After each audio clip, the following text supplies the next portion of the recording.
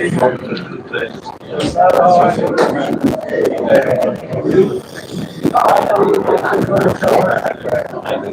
speak quite close to the mic. Okay. So this is of no use to me, this thing here.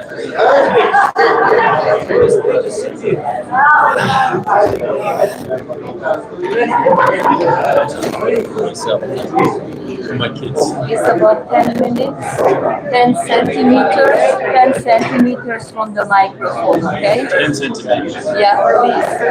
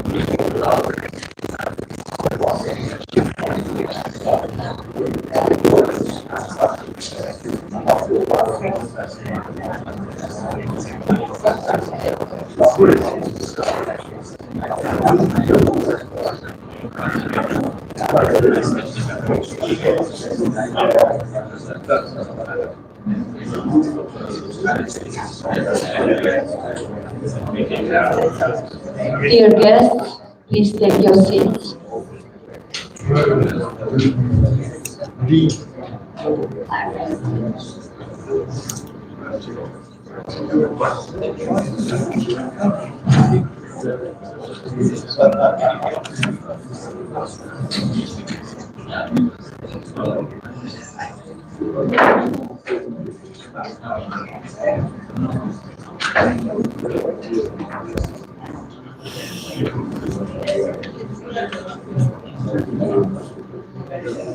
So we're going to start now.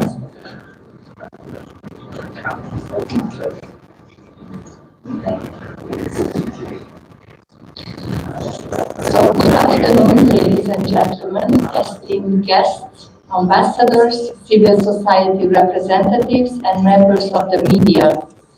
Thank you very much for joining here us today in this room and in the online space. You are most welcome to the press conference of the European Union Election Observation Mission to Nigeria. 2023. My name is Agnes Doga, and I'm the press officer of the mission, as you know. On my left is Barry Andrews, Chief Observer, member of the European Parliament, and on his left is Thomas Bolsera, who is the Deputy Chief Observer of the mission.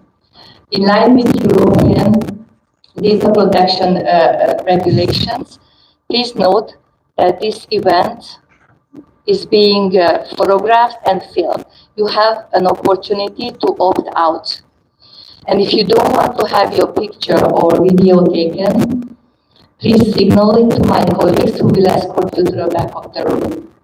The program will be the following. First, our Chief Observer will present the mission's second preliminary statement of findings on the governorship and state assembly elections. After his speech, there will be an opportunity to ask questions by the media.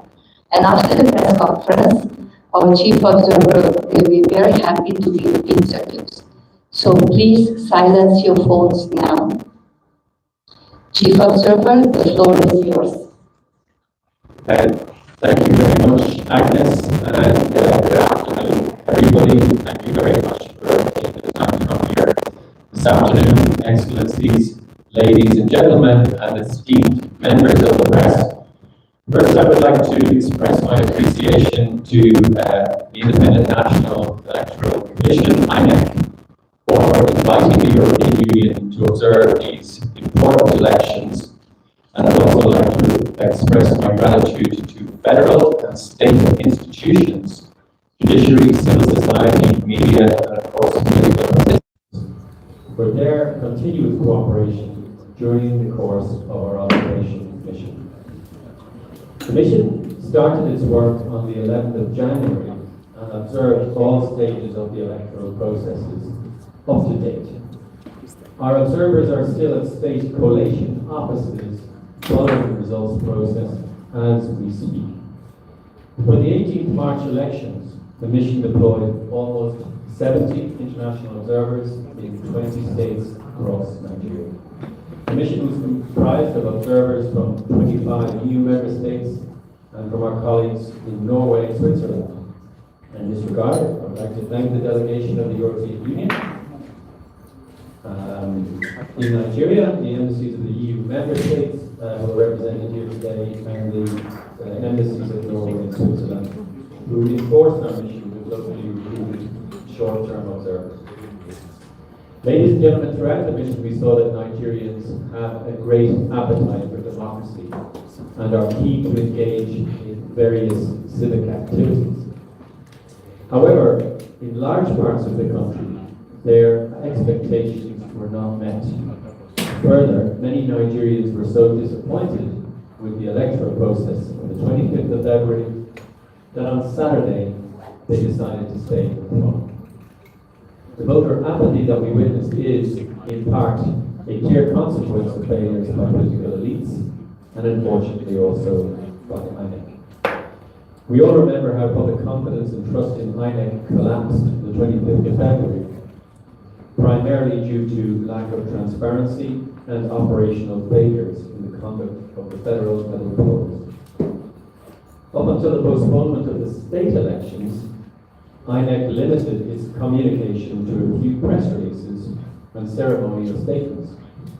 And these were insufficient to address public grievances and rebuild public confidence. Positively, however, from the 11th of March onwards, INEC introduced various corrective measures, and on Saturday we saw that some of those steps had taken effect. For example, sensitive materials were delivered on time, and the use of election technologies was improved.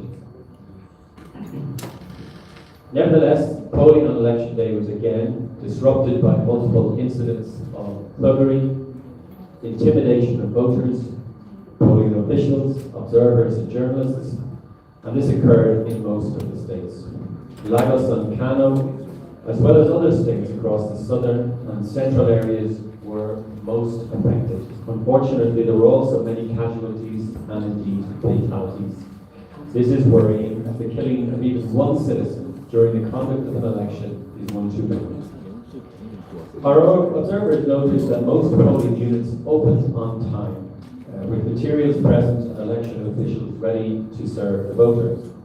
However, there was less pressure on INEC operations throughout the day, owing to a dismal level of voter participation.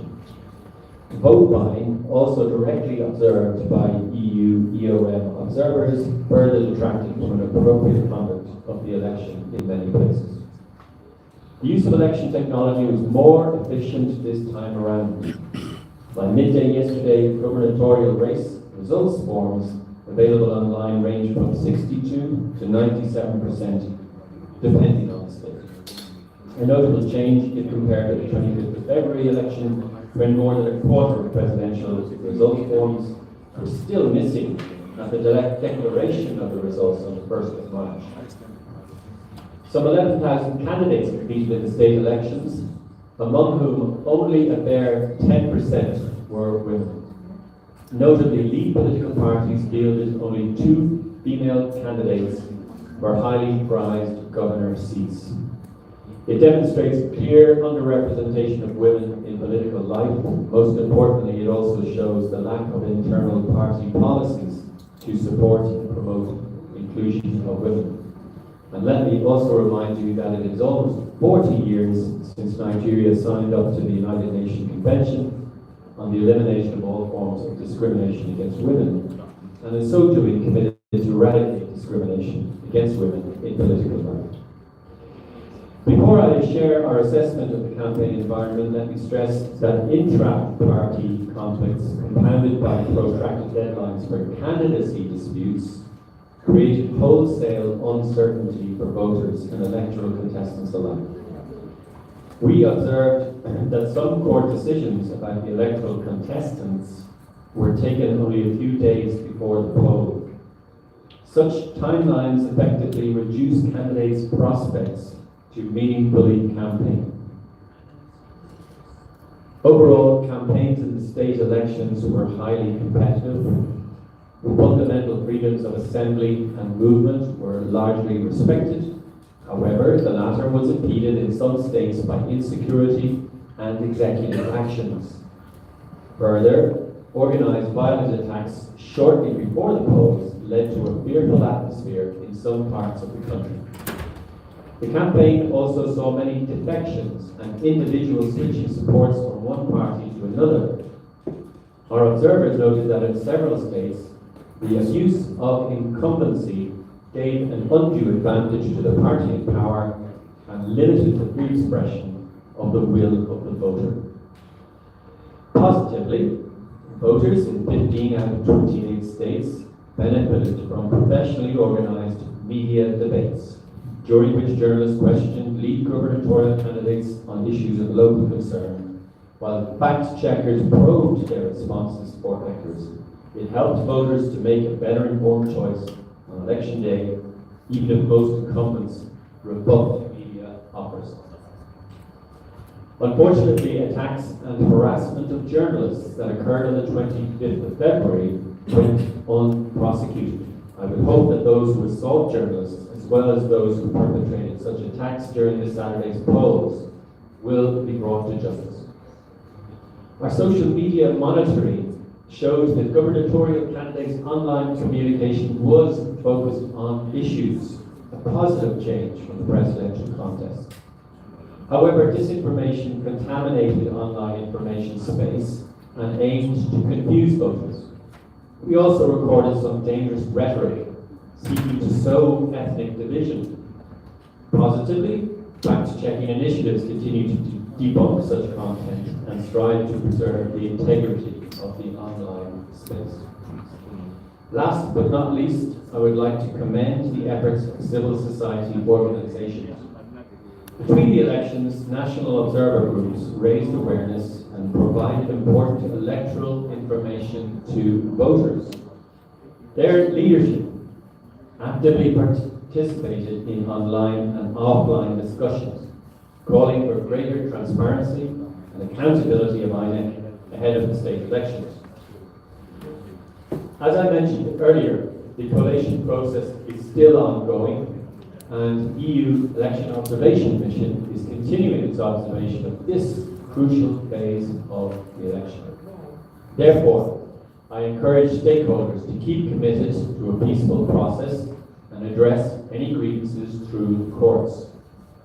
In this regard, I am mindful of the fact that various aspects of the presidential election have already been brought before the courts. I understand that petitions may also be submitted regarding several Senate and House of Representatives elections. That being said, it is important that this mission maintains its strict line of impartiality and non-interference in accordance with our observation methodology. Accordingly, I do not propose to discuss matters related to those elections as they are now likely to be sub judice. This is to avoid saying anything that might be construed as to prejudice the interests of any party in those petitions. As observers, we always hope to see a frictionless electoral process, to see democracy striving.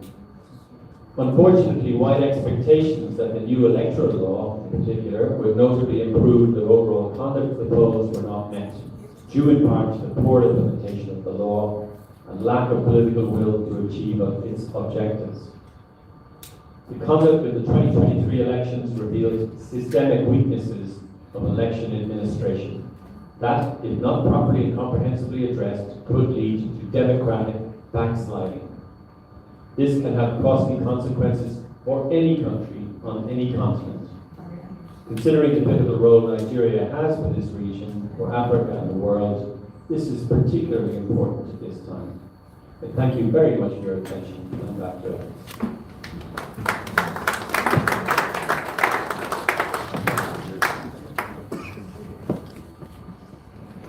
Thank you very much, Chief Observer.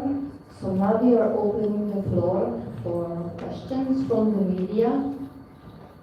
If you have any question, please wait for the microphone and introduce yourself and the media you're representing.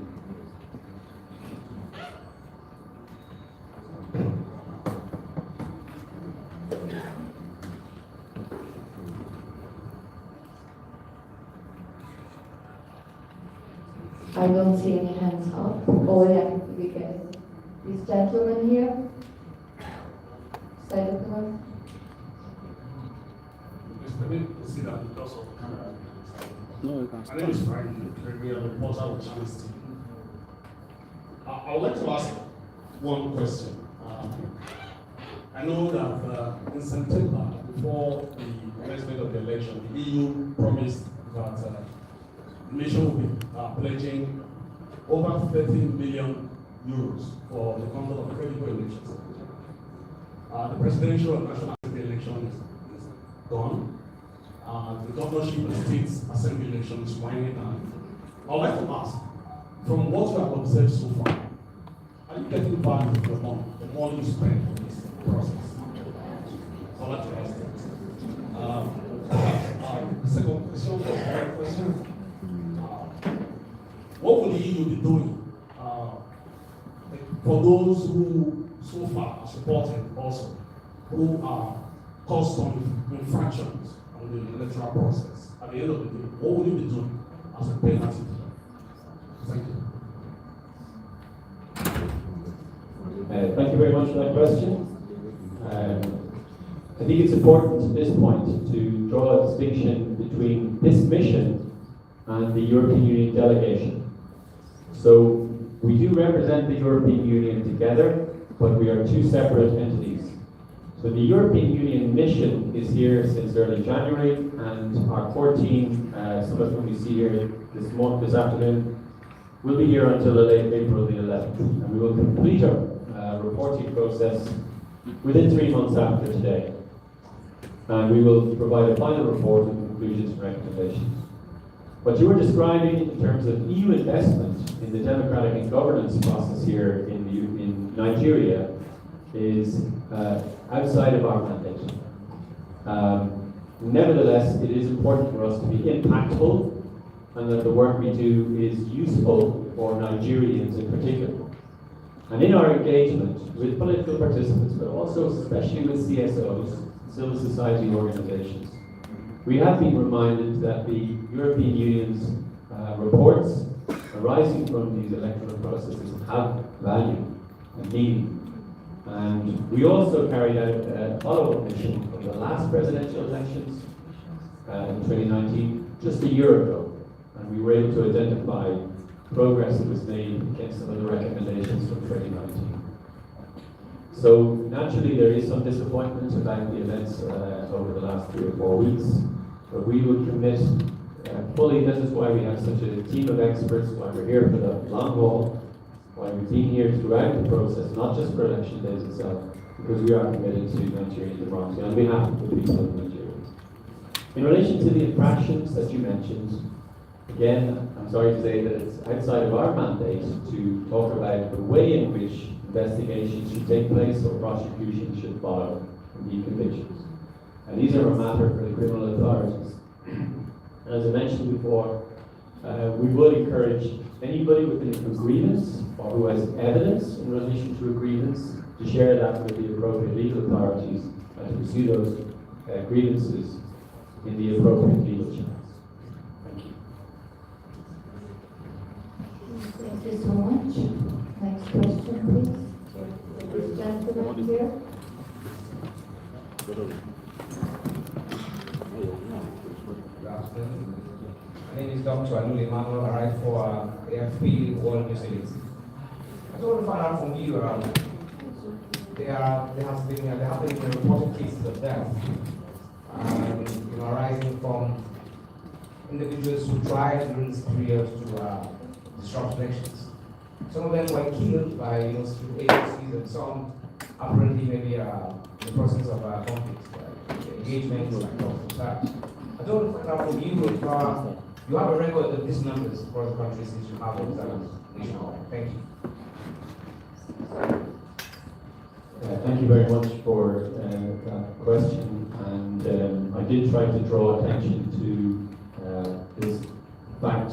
It's far more than a detail. It's absolutely tragic that 21 people, according to our latest information, lost their lives in election-related violence, and that's really unacceptable, and we want to pass our condolences to the families of those who lost their lives. And again, I would emphasize that if anybody has information relating to these incidents, that they should share it with the appropriate legal authorities. And by any standards, when this kind of activity happens in the context of an election, it is almost inevitable that it has the effect of suppressing voter participation. And unfortunately, that is something that was very clearly seen on Saturday, where the high level of violence unfortunately had an effect.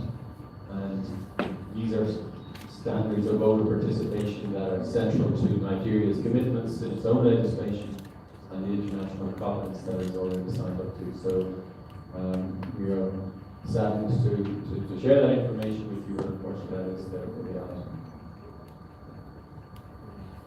Thank you so much. Next question from the gentleman on the left. Very good afternoon, sir. My name is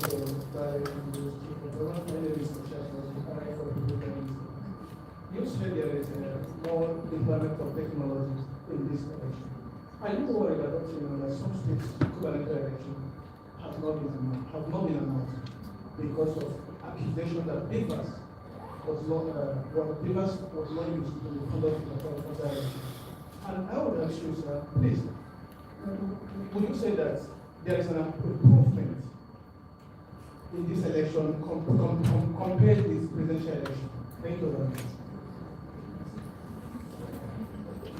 Thank you for that question. I would say, I think we all know that it falls to INEC and INEC only to declare the results of the election that took place on Saturday. And I am aware, we have taken note of the fact that in some individual states that there are ongoing issues, and that INEC has made particular findings about that. And we will continue to monitor that process. As I mentioned to you in my opening remarks, we have long-term observers still in the field, in some cases still in collation centres where results have not yet been announced. And we've also taken note of the fact that there has been problems with the VVAS, the operation of VVAS in some areas. But again, it's too soon to draw any conclusions about the pattern in this regard. We will have to wait until such time as we are in a position to issue a final report on that. Your other question. Oh yes, I beg your pardon. Yeah. So the question was about the comparison with presidential elections. And as I mentioned before, there was an improvement in the operation of the technology. We saw not only the operation of the technology, but the overall functioning of the election, from the opening of the polling units. Most of our observers noted that the polling units opened on time. Most of them observed that the rules were observed faithfully, but there were some issues, particularly around the secrecy of the casting of ballots, noted by many of our observers in polling units across the states.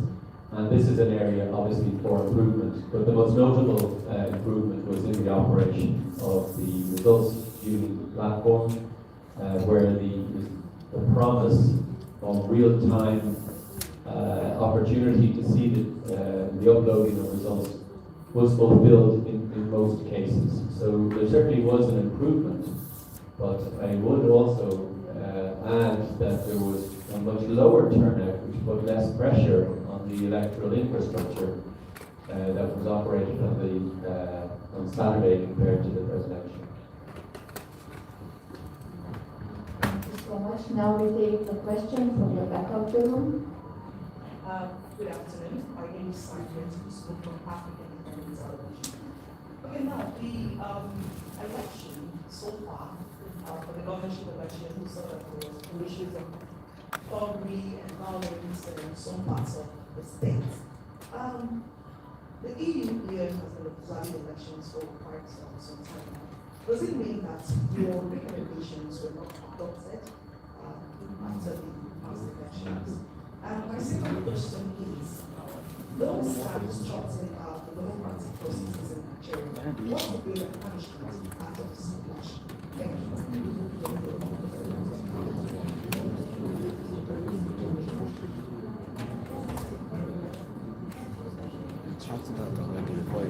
Thank you very much.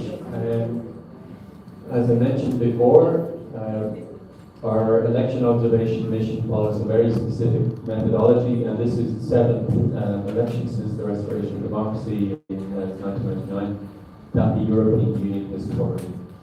And you're right to say that there has been widespread evidence of thuggery and of intimidation and political violence during the course of the elections that took place in Cyprus. This doesn't in any way undermine our commitment as a mission to deepening the roots of democracy in Africa. We'll never turn our back on that mission. And we are honoured to be here at the invitation of INEC and the cooperation of all of the parties, and with the enthusiasm, by the way, of civil society and political participants. We will never turn our back on that mission. We take that very seriously. I did refer in my opening comments to the danger of democratic backsliding. And I think that is something that all of us want to avoid seeing happening. But if we were to simply pull up our tent, walk away, I think that's not something anybody would like to see us do. So we are committed for this, not only for this mission, but for the future, and we will continue to work towards those goals.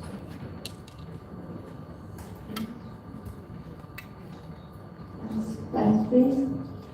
Go ahead. Good afternoon. My name is Chamakal Kabo. I work for the Time. From your last preliminary report press briefing, you spoke a lot about challenges around the process entirely. And you've done so again this afternoon in your report, although highlighting a few merits. I'd like to ask you to speak directly to the merits you see in the process so far, and also if you think that the numerous challenges outlined should amount to cancellation of the election so far. Yeah, thank you. I think it is important to emphasize the positives. We're not here to just identify negatives. And I would also like to say that when we do provide criticism, I think it's accepted by all parties as in the spirit in which it's given, which is constructive in every possible way. However, those positives we identified in my opening remarks. I think the technology worked better. I think that there was much better focus on issues as opposed to party disputes, which was a characteristic of the presidential election that we drew attention to. We think that the social media debate was well moderated in terms of trying to identify disinformation and fact checking.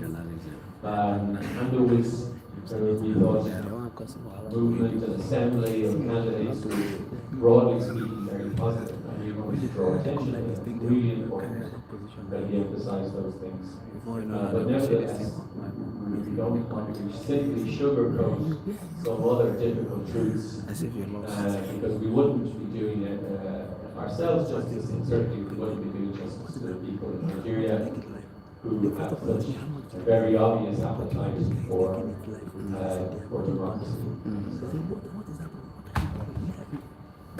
Good afternoon.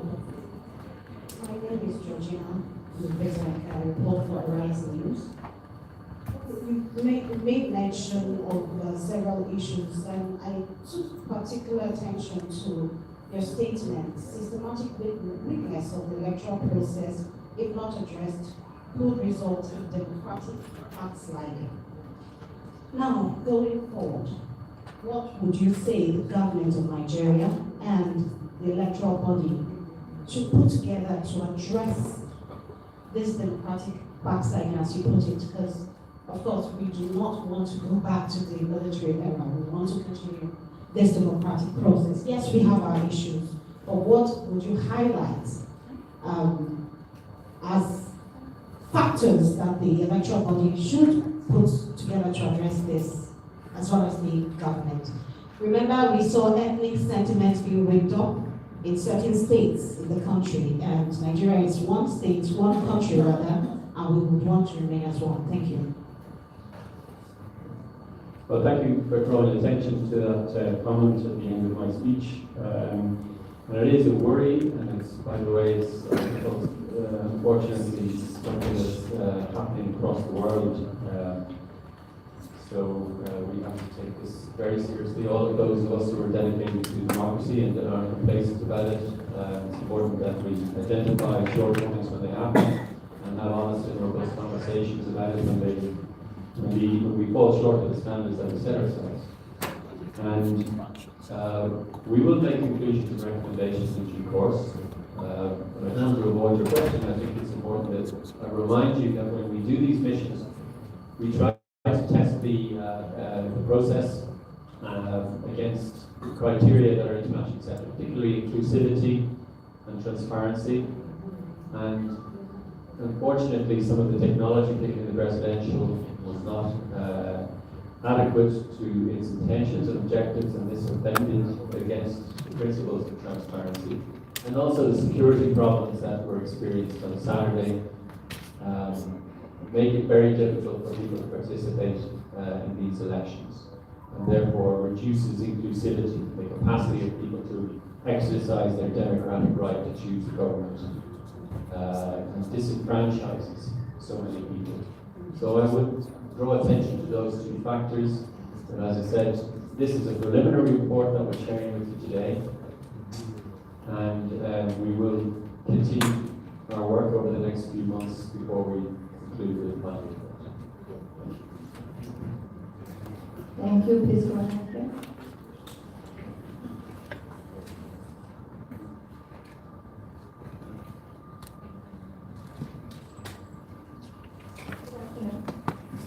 My name is Paul. The objective of the European Union Observation Mission is to observe basically DNN advice. So in the case where you observe and advise, as a Nigerian government to attend to some of the observations you see in the process. And such is not captured or reflected in the election again. What do you do?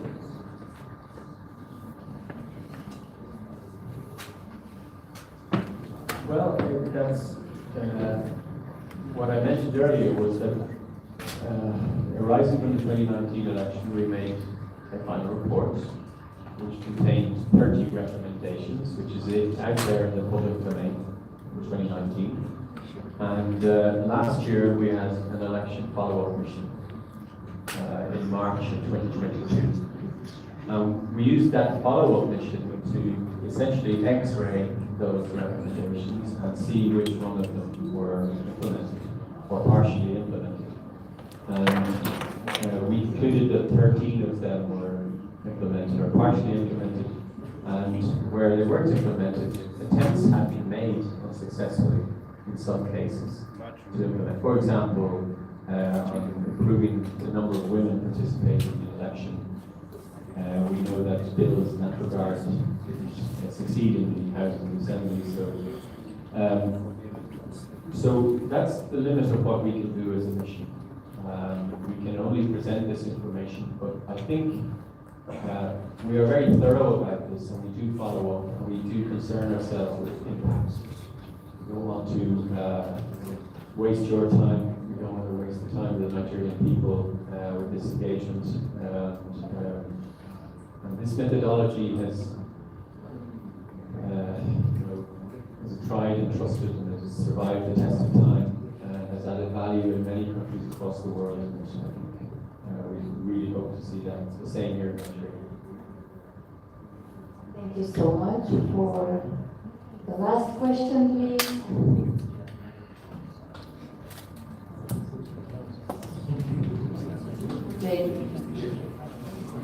Well, thank you.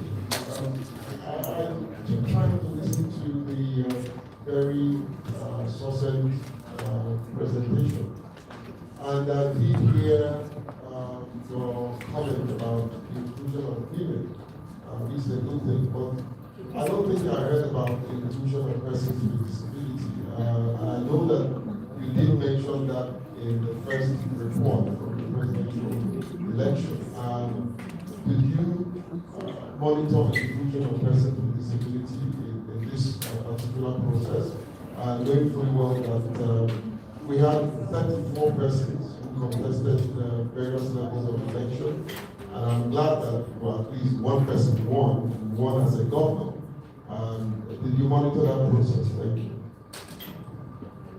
Yes, indeed we did, and thanks for drawing attention to the fact that we covered this in the first preliminary statement, and we also covered it in this preliminary statement, which you see on page 9 of the report, where we note that CSOs in several states expressed a high level of dissatisfaction with efforts at inclusivity, and ahead of the poll on Saturday, we noted limited evidence of efforts to enhance participation of people, persons with disability. They were able to, as you know, participate in trainings for ad hoc staff. Very few were actually selected to serve, and so again, it will feed into the overall conclusions and recommendations, and with your cooperation, we will continue to consult with your organizations as we come to the final report. Thank you. Thank you. So I believe you answered all the questions from the media, and then with this, we're going to conclude this press conference. As our chief observer mentioned, please remember that the mission will return to Nigeria, and now it's continuing its activities, observing the process until the very end. Then the mission will return into about approximately 2 months after this time. Will present its comprehensive final report, which will include its detailed findings of the entire electoral process and recommendations for future elections and for the issues identified. You can find our preliminary statement and press release, an official visit copy on your way out at our reception desk and also on our website. So once again, thank you very much for your interest in our web conference and in our findings and the press conference and now.